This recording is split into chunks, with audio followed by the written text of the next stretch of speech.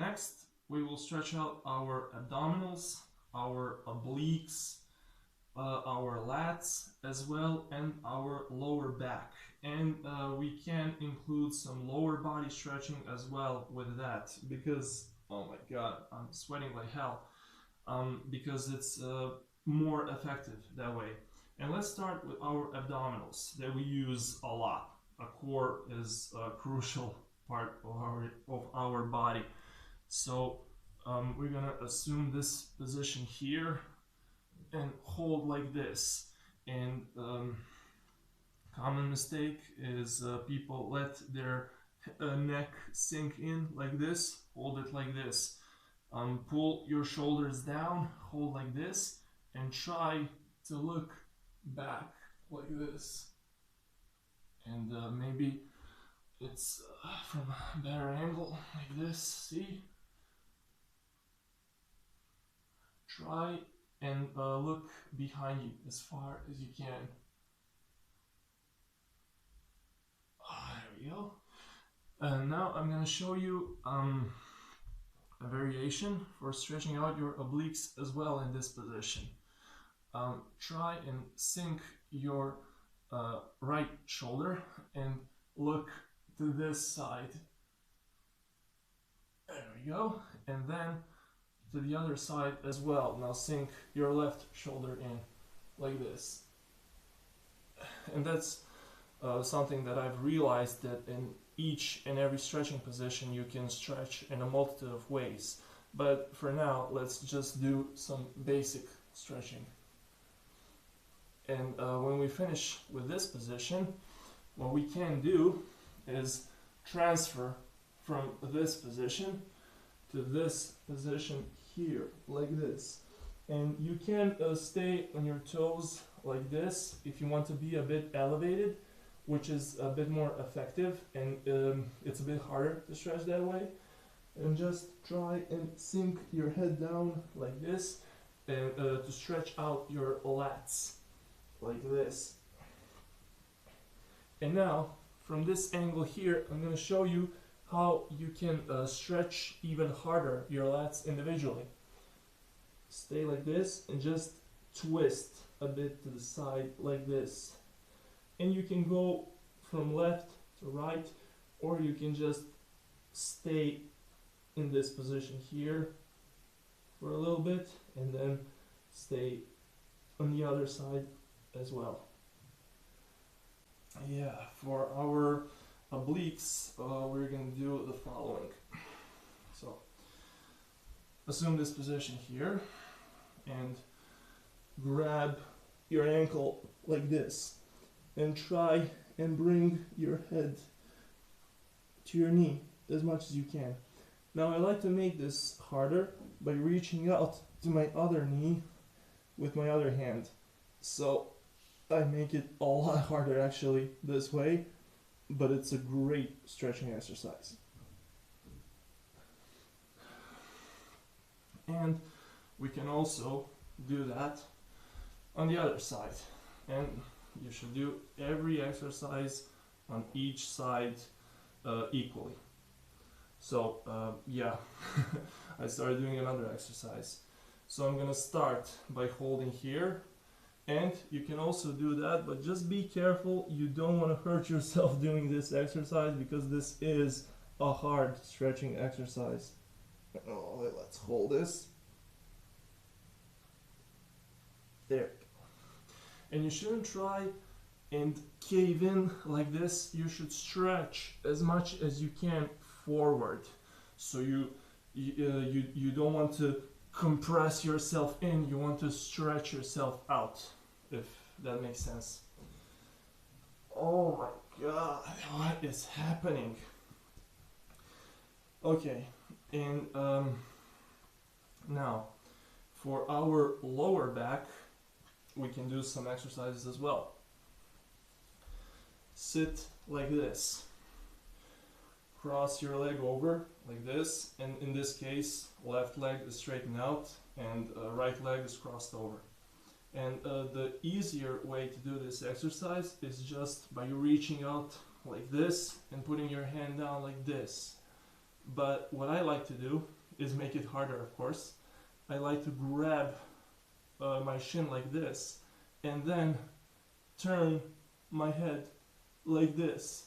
So if you're twisting your upper body to the right, you should try and turn your head over to the left, like this.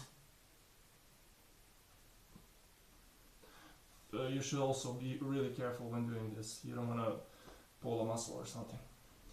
And let's do that on the other side as well. And by doing this, you're literally twisting your spine in every direction, which is good.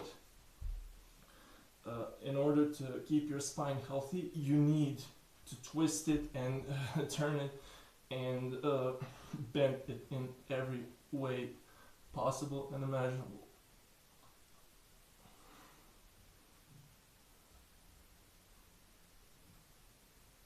There we go. That's actually awesome.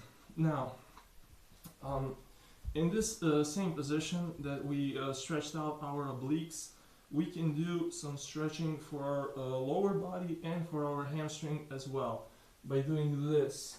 Just try and reach out as much as you can. If you can't do that, put your hands here and try to reach with your chest towards your hands. And if you are flexible enough, reach out for your foot and pull so you can touch your shin with your forehead like this.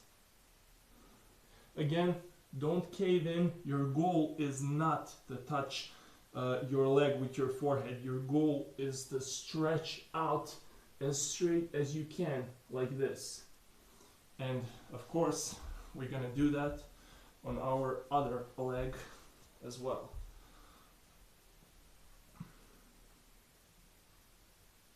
Now, if you feel more flexible and if you can bend a bit more, grab your foot and then bend your arms so you can pull yourself even further. And you're gonna feel it really heavy on your hamstring and on your lower back. It's amazing.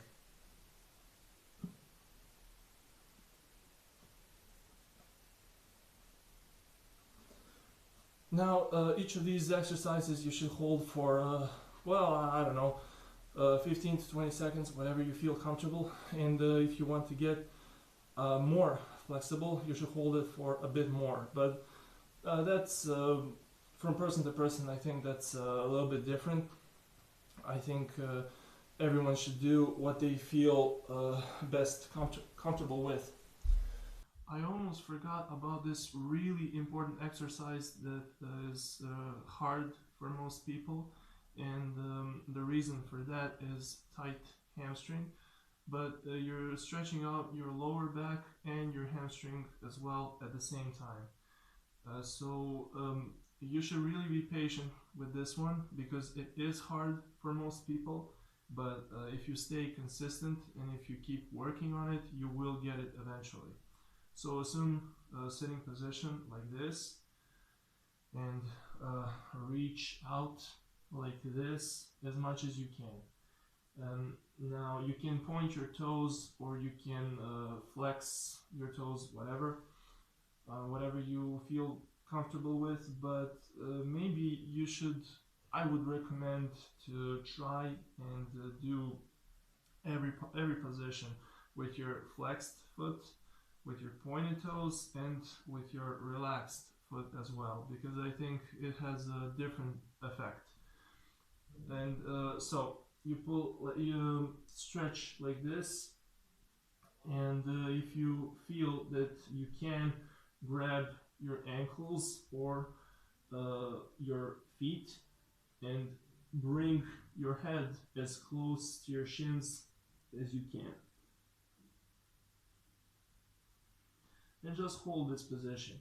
And if you work on it, if you get really good at it, you will find you can spend a lot of time in it. Even though it looks quite uncomfortable, it actually isn't.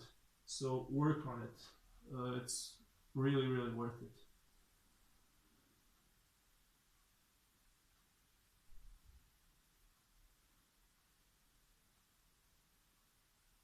Now, the key point here is to keep your legs straight the whole time. Don't bend your knees. It won't have the same effect.